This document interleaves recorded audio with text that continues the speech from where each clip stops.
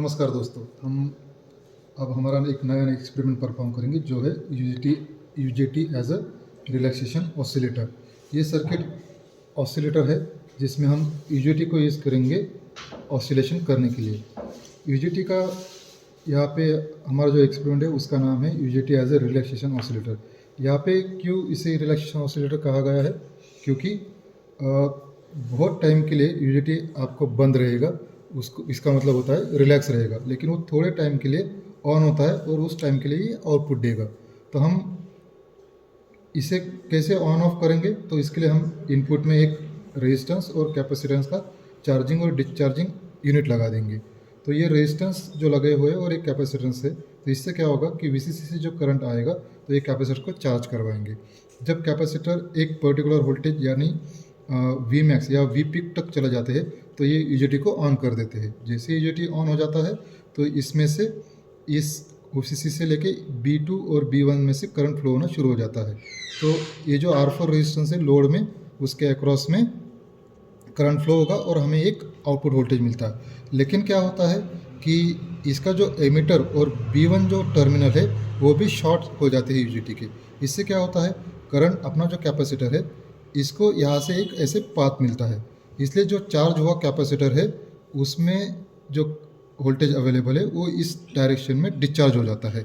इससे क्या होगा कि वोल्टेज अक्रॉस जो कैपेसिटर वो डिक्रीज हो जाएगा और इससे क्या होगा कि एक नेगेटिव वोल्टेज, मतलब हम उसे कहेंगे V मिनिमम, उस पर ये यूजेटी वापस बंद हो जाएगा और वापस क्या होता है कि यहाँ से करंट फ्लो होना शुरू हो जाएगा और कैपेसिटर को चार्ज करना शुरू कर देगा। फिर जब कैपेसिटर वापस V मैक्स यानी V पिक पे आ जाता है तो वापस यूजेटी को ऑन करेगा। जैसे ही ऑन होगा तो जो आपका R4 रेजिस्टेंस है उसके अक्रॉस में हमें एक पीक वोल्टेज मिलेगा और वापस कैपेसिटर डिस्चार्ज होगा तो यहाँ से हमें करंट मिलेगा, पीक वोल्टेज आउटपुट में मिलेगा और क्या होगा, कैपेसिटर एक मिनिमम वोल्टेज पे डिस्चार्ज होने के बाद यूजेटी वापस बंद हो जाएगा। तो ये कंटिन्यूस चार्जिंग और डिस्चार्ज, चार्जिंग इस पाथ से होगा, डिस्चार्जिंग इस पाथ से होगा और ये कंटिन्यूस चलते रहेगा और हमें आउटपुट में कुछ थोड़ी देर के लिए पीक वोल्टेजेस मिलते जाएंगे। तो हम यहाँ पे देखेंगे कि कौन से पीक वोल्टेज पे यूजेटी ऑन होता है, कौन से लोअर वोल्टेज पे यूजेटी ऑफ होता है, वो हम देखेंगे और कितने पॉजिटिव कितने टाइम के लिए कैपेसिटर चार्ज होने के लिए लेता है और कितने टाइम के लिए वो डिस्चार्ज होता है। तो हम ये देखेंगे कि ये जो चार्जिंग और डिस्चार्जिंग के टाइम से वो कितने हैं। उसके अलावा ये भी हम देखेंगे कि आउटपुट आपका जो वेवफॉर्म आता है वो किस तरह से दिखता है और उसका वैल्यू कितना होता है। तो इसके लिए हम क्या करेंगे कि यहाँ पे हमें दो रेजिस्टेंस दिए हुए हैं, एक है R1 जो फिक्स रेजिस्टेंस है और दूसरा है R2 जो वेरिएबल है। तो हम यहाँ पे आप वेरिएबल यूज़ नहीं करेंगे, हम यूज़ करेंगे फिक्स रेजिस्टेंस R1। और दूसरी बार हम और यहाँ से लेते हैं एक कैपेसिटर। तो हमने एक फिक्स रेजिस्टेंस ले लिया R1, उसका वैल्यू है 100 किलो और दूसरा हमने एक कैपेसिटर लिया जिसका वैल्यू है 0.1 माइक्रोफैरेड। अब हम क्या करते हैं कि वोल्टेज अक्रॉस कैपेसिटर, जो कैपेसिटर आपका चार्जिंग और डिस्चार्जिंग हो रहा है उसको हम ऑब्जर्व करेंगे DSO पे और जो हमें आउटपुट में वेवफॉर्म आ रही है उसको भी हम ऑब्जर्व करेंगे DSO पे।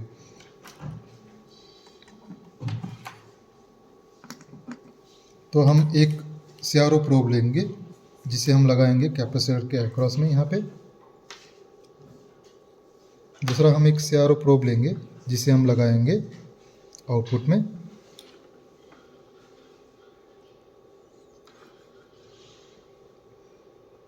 तो अगर हम DSO पे देखेंगे तो हमें चैनल 1 पे चार्जिंग और डिस्चार्जिंग मिल रहा है और चैनल 2 पे हमें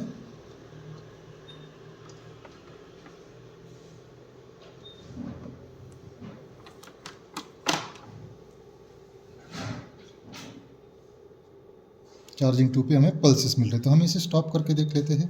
तो आप देखिए क्या हो रहा है कि कैपेसिटर चार्ज हो रहा है, लेकिन जब वो डिस्चार्ज होता है, ये जो कैपेसिटर डिस्चार्ज हो रहा है तब R4 में से करंट फ्लो हो रहा है, इसकी वजह से R4 के अक्रॉस में हमें कुछ वोल्टेज मिलता है और वो हमें एक पल्स की तरह दिखता है। लेकिन वो थोड़ी देर के लिए होता है क्योंकि जैसे कैपेसिटर डिस्चार्ज हो जाता है मिनिमम वोल्टेज पे, वापस आपका यूजेटी बंद हो जाता है और इसलिए वापस जो कैपेसिटर है वो चार्जिंग होना शुरू हो जाता है। तो हम ये देखते हैं कि मैक्सिमम वोल्टेज हमें क्या आता है, that is a peak voltage, और हम इसे जो नेगेटिव वोल्टेज यानी जो वैल्यू वोल्टेज है वो देखेंगे कि यूजेटी कब बंद होता है। तो उसके लिए हम क्या करेंगे, हम मेजरमेंट लेंगे चैनल 1 के लिए, जिसमें हम वोल्टेज सिलेक्ट करेंगे और हम सिलेक्ट करेंगे वी मैक्स। उसके बाद हम वोल्टेज वापस सिलेक्ट करेंगे और हम सिलेक्ट करेंगे अब वी मिन। तो अगर हम यहाँ पे देखेंगे कि जो हमें पॉजिटिव वोल्टेज आ रहा है कैपेसिटर के अक्रॉस में मैक्सिमम, वो है 9.12। इसे हम कहेंगे पीक वोल्टेज, जिससे कि इस वोल्टेज पे यूजेटी ऑन हो रहा है। और वी मिनिमम जो आ रहा है वो है 4 वोल्ट, मतलब ये। तो इसका मतलब है कि इस वोल्ट पे जो यूजेटी है वो बंद हो जाता है। सो 4 से लेके 9 वोल्ट तक यूजेटी आपको ऑन करने के लिए 9 वोल्ट लगेगा और बंद करने के लिए आपको लगता है 4 वोल्ट। अब हम देखते हैं कि जो हमें आउटपुट आ रहा है वो एक पल्स के फॉर्म में आ रहा है, तो उसका भी पिक टू पिक वोल्टेज कितना आ रहा है वो हम मेजर करते हैं। तो उसके लिए हम सिलेक्ट करेंगे चैनल 2 और वोल्टेज में जाएंगे और हम यहाँ से सिलेक्ट वोल्टेज में हम सिलेक्ट करेंगे वी पिक टू पिक। तो हमें आ गया यहाँ पे वी पिक टू पिक। अब हमारा जो आउटपुट वोल्टेज है उसका पिक टू पिक वोल्टेज हमें दिख रहा है 6.48 वोल्ट। तो इस तरह से हम V max for capacitor charging and V minimum for capacitor discharging minimum voltage वो हम मेजर कर सकते हैं, और जो आउटपुट वोल्टेज है पल्सेस उसके हम peak to peak voltage measure कर सकते हैं। अब ये हो गया पहले कैपेसिटर के लिए। अब हम सेम दूसरे कैपेसिटर के भी कर सकते हैं। तो दूसरे कैपेसिटर में हम इसको कनेक्ट कर देंगे, वापस हम इसे रन करते हैं और चेक करते हैं क्या हो रहा है।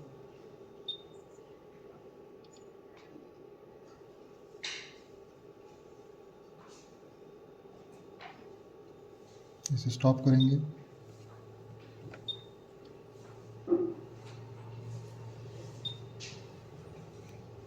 तो अगर हम देखेंगे कि वी मैक्स जो है वो वापस वही है 9.12 और वी मिनिमम है वो वापस वही 4 वोल्ट है। वी पिक टू पिक में थोड़ा सा डिफरेंस हुआ है। तो इसमें हमें ये समझ में आता है कि इवन दो अगर हम रेजिस्टेंस और ये जो कैपेसिटर है इनके वैल्यूज़ हम चेंज भी करते हैं, तो भी आपका जो यूजेटी को ऑन करने का पॉजिटिव वोल्टेज है पिक वोल्टेज और यूजेटी को बंद करने का जो वैल्यू वोल्टेज है वो सेम होते हैं, लेकिन वो चेंज नहीं होते, वो यूजेटी के हिसाब से चेंज होंगे। तो अब ये हो गया हमारा पहला पार्ट। अब दूसरा पार्ट हम ये देखेंगे कि ये कितने टाइम के लिए कैपेसिटर चार्ज होता है, मतलब कितने टाइम के लिए यूजेटी रिलैक्स रहता है और कितने टाइम के लिए यूजेटी ऑन होता है, वो हम कैलकुलेशन करेंगे। तो इसके लिए हमें क्या करना होगा कि हम वापस मेजरमेंट में जाएंगे और हमने जो पहले मेजरमेंट लिए है उसको हम कर देंगे क्लियर। अब हम जाएंगे टाइम में और हम मेजर करेंगे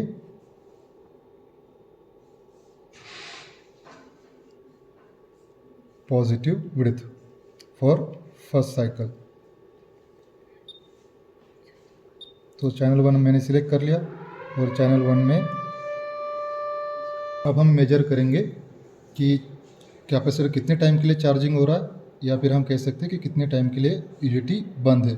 और हम ये देखेंगे कैपेसिटर कितने टाइम के लिए डिस्चार्ज हो रहा है, इसका मतलब यूजेटी कितने टाइम के लिए ऑन है, इसकी हम मेजरमेंट करेंगे। इसलिए हम क्या करेंगे, पहले चैनल 1 सेलेक्ट करेंगे क्योंकि यहाँ पे हमें कैपेसिटर का चार्जिंग डिस्चार्जिंग वोल्टेज मिल रहा है, और कैपेसिटर और चैनल 2 पे हमें यूजेटी के आउटपुट में जो वोल्टेज मिल रहा है वो देख रहे हैं।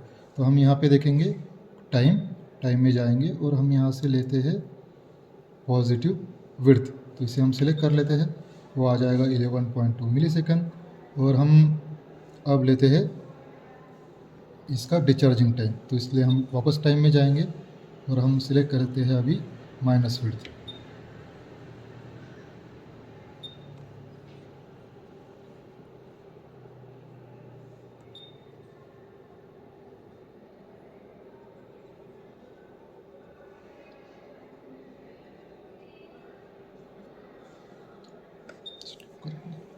अब हम देखते हैं कि इसमें ऑन टाइम और ऑफ टाइम कैसे कैलकुलेट किया जाएगा।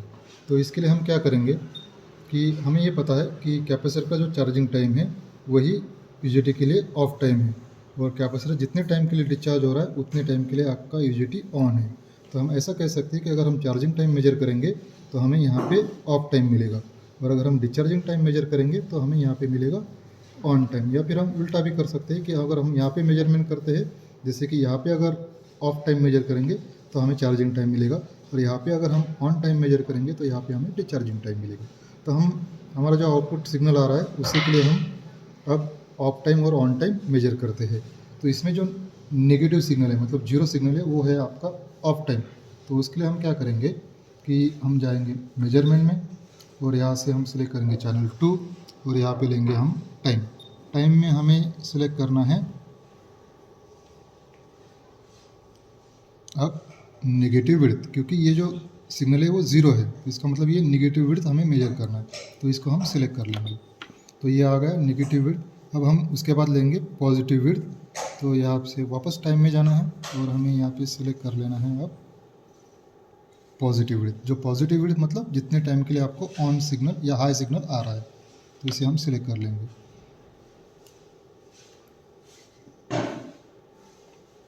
और हम इसका साइकिल भी मेजर कर सकते हैं ताकि हमें ये समझ में आए कि जो हम रीडिंग ले रहे हैं पॉजिटिव विड्थ और नेगेटिव विड्थ वो बराबर ही है यानी। उसके लिए हम टाइम में जा सकते हैं और हम ये चेक कर सकते हैं ये इसका पीरियड कितना है। तो इसे हम अगर सेलेक्ट करेंगे मतलब एक साइकिल के लिए तो हम वो भी मेजर कर सकते हैं। तो हमें यहाँ पे क्या समझ में आ रहा है कि जो नेगेटिव विड्थ है मतलब जितने टाइम के लिए यूजेटी ऑफ है वो है आपका ऑलमोस्ट 18 मिली सेकेंड। और ये पॉजिटिव विड्थ अगर हम यहाँ पे देखेंगे तो वो बता रहा है लेस देन 1 मिली सेकेंड। ऐसा क्यों बता रहा है? क्योंकि यहाँ पे जो ऑन टाइम है यूजेटी का वो बहुत ही कम है और ये बता रहा है कि ये लेस देन 1 मिली सेकेंड हो सकता है। तो हम क्या करेंगे कि इसे जूम करेंगे और जूम करने के बाद इसका मेजरमेंट लेंगे।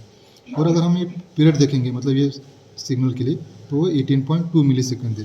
तो हम यहाँ पे क्या करेंगे कि टी ऑफ जो है वो मेजर करेंगे, फिर उसके बाद हम मेजर करेंगे टी ऑन और टोटल टाइम। तो हमें नेगेटिव विड्थ जो है वो है आपका टी ऑफ, तो उसे हम मेजर कर लेंगे 18 मिली सेकेंड। और जो नेगेटिव ऑन टाइम है वो एक्चुअली हमें लेस देन 1 मिली सेकेंड बता रहा है, तो उसका हम मेजरमेंट अब नहीं लेते हैं। और टोटल पीरियड का जो टाइमिंग है वो हम ले लेते हैं 18.2 मिली सेकेंड। अब हम क्या करेंगे कि जो सेकंड चैनल है उसको हम करेंगे जूम एक्स एक्सिस में।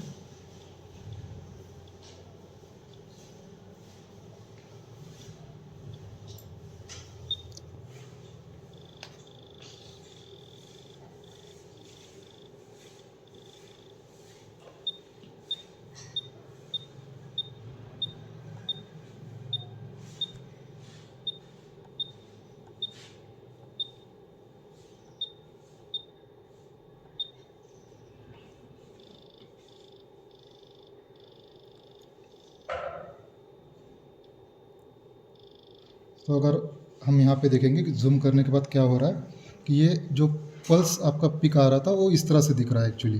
तो सडनली क्या हो रहा है, सडनली एक high amount of current started flowing through R4।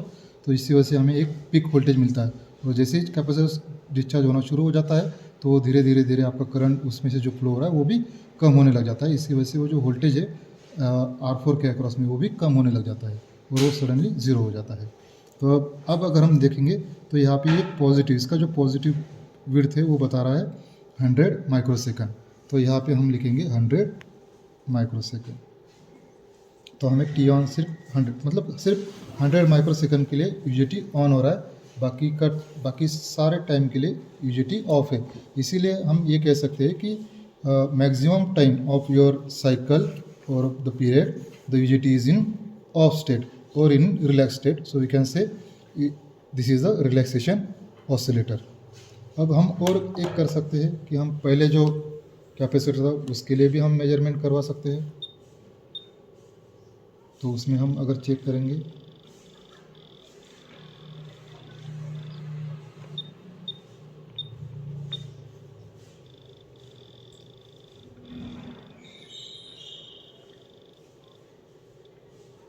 तो उसके लिए हमें रीडिंग आ रही है 39 माइक्रोसेकंड। तो ये है R1 और C2 के लिए, और ये R1 और C1 के लिए हम अगर रीडिंग देखेंगे तो क्या आ रहा है, ये है 39 माइक्रोसेकंड। और अब पूरे साइकिल के लिए चेक करते हैं क्या रीडिंग आती है। इसे स्टॉप कीजिए। अब देखिए कि हमारा जो ऑफ टाइम है वो है 6.48 मिली सेकेंड और टोटल टाइम है हमारे पास 6.52। अभी जो टाइम है इसके अगर हम 1/t करेंगे तो इससे हमें मिल जाएगा कि ये कौन से फ्रीक्वेंसी के साथ ये रिलैक्सेशन ऑसिलेटर ऑसिलेट हो रहा है। और इसका अगर हम थियोरेटिकल कैलकुलेशन करना है तो हम क्या करेंगे, तो हमारे पास इक्वेशन है T is equal to R C log of 1/1 minus eta. So this eta value generally अगर हम डेटा शीट से देखेंगे तो इसका वैल्यू है 0.5 से लेके 0.7 तक। तो आप या तो 0.5 भी ले सकते हैं, 0.6 typical value you can select 0.6 या फिर 0.5।